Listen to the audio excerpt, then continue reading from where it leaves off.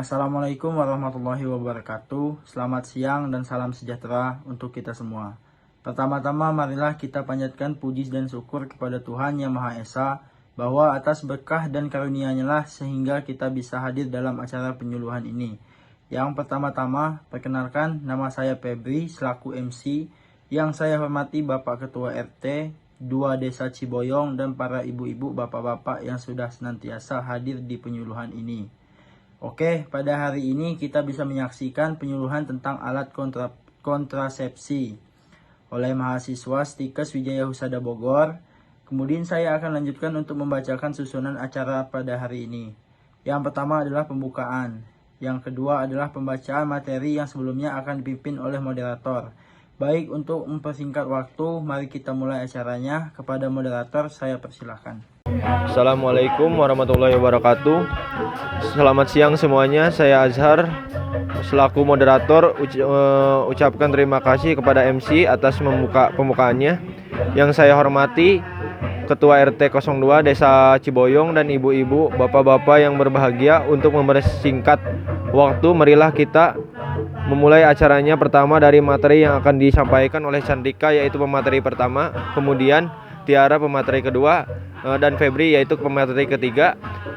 Kepada pemateri saya persilahkan untuk dimulai materinya. Baik, terima kasih kepada MC dan moderator. Terima kasih juga kepada ibu bapak yang telah hadir. Baik, ibu bapak, di sini kami akan membahas tentang alat kontrasepsi. Sebelumnya, siapa yang udah tahu alat kontrasepsi itu apa? Nah, betul. Jadi alat kontrasepsi yaitu metode atau alat yang digunakan oleh ibu-ibu supaya tidak hamil ya, Bu. Jadi tujuannya juga yaitu supaya ibu-ibu tidak memiliki anak yang banyak. Jadi bicara tentang alat kontrasepsi ini dibagi menjadi dua, yaitu non-hormonal dan hormonal.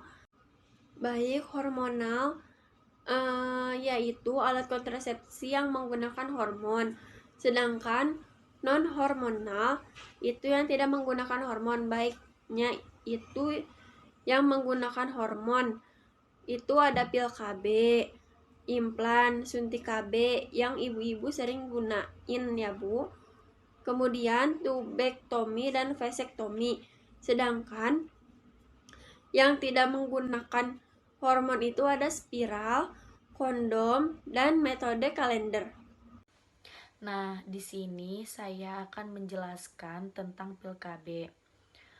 Pil KB itu merupakan metode kontrasepsi yang berbentuk tablet yang mengandung hormon. Nah, pil KB juga memiliki kekurangan dan kelebihan.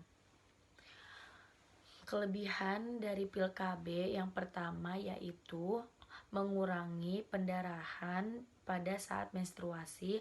Lalu yang kedua, siklus menstruasinya lancar. Lalu yang ketiga, mengurangi rasa nyeri pada saat haid.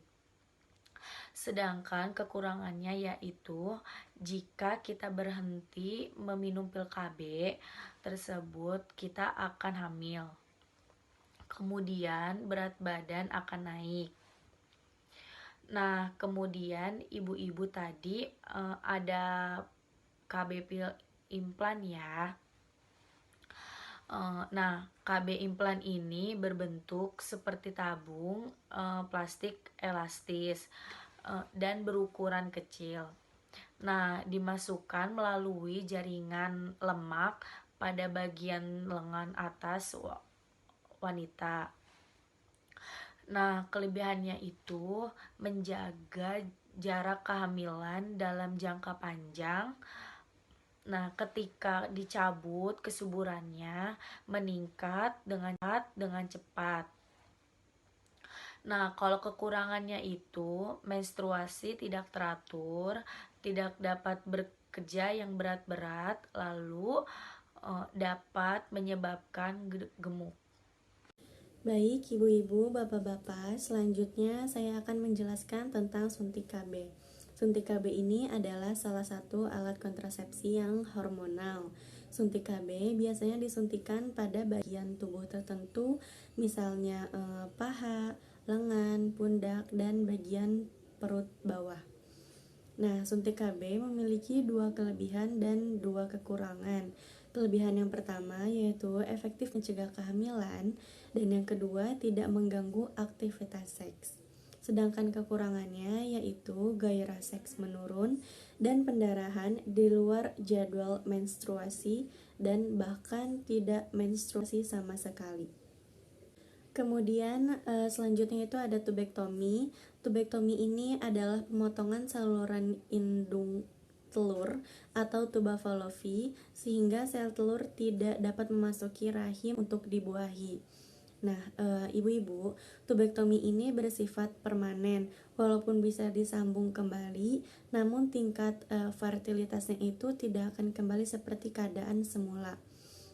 Kemudian untuk kelebihan dan kekurangannya itu, untuk kelebihannya tidak mengganggu proses menstruasi, tidak menyebabkan kenaikan berat badan.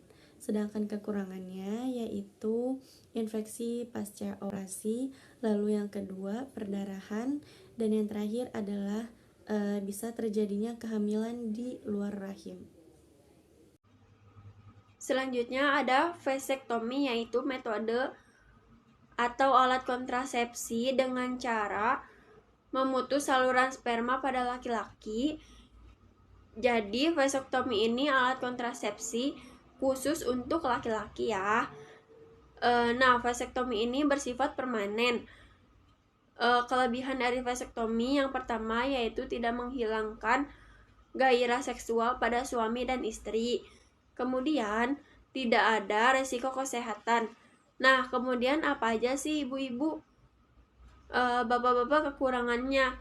Nah, kalau kekurangannya yaitu adanya infeksi pasca operasi, kemudian adanya perdarahan atau pembekuan darah pasca skrotum laki-laki, dan biayanya juga lumayan mahal.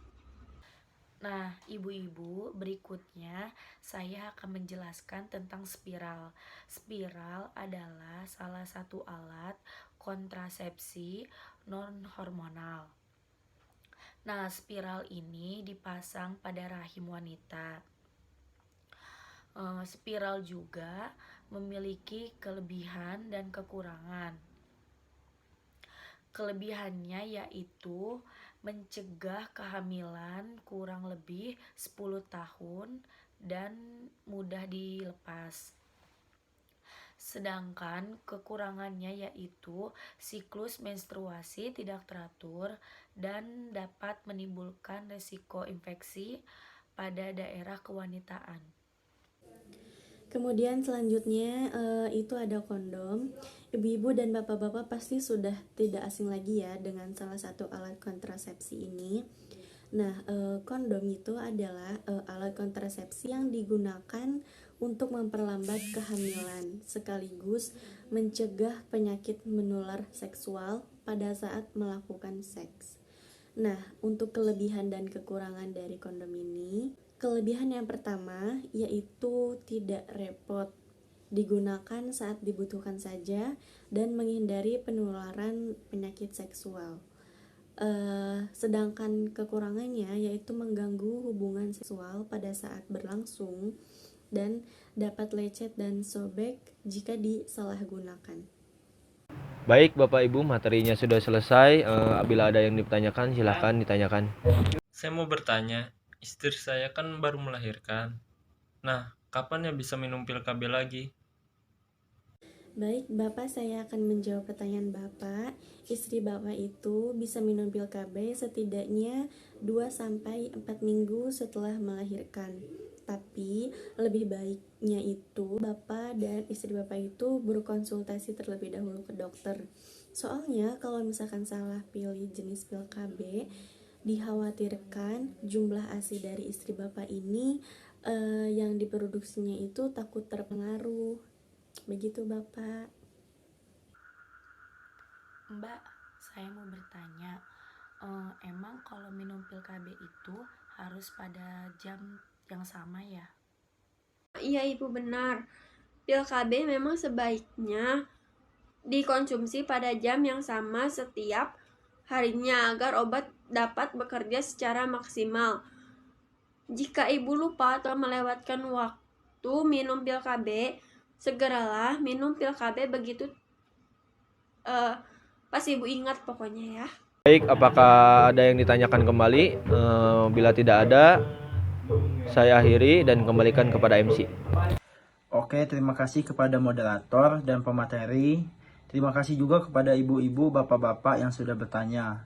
Tibalah kita di penghujung acara. Terima kasih kepada Bapak RT dan para hadirin yang telah hadir dan juga antusiasnya. Saya tutup acara ini. Wabillahi taufiq wal hidayah. Wassalamualaikum warahmatullahi wabarakatuh.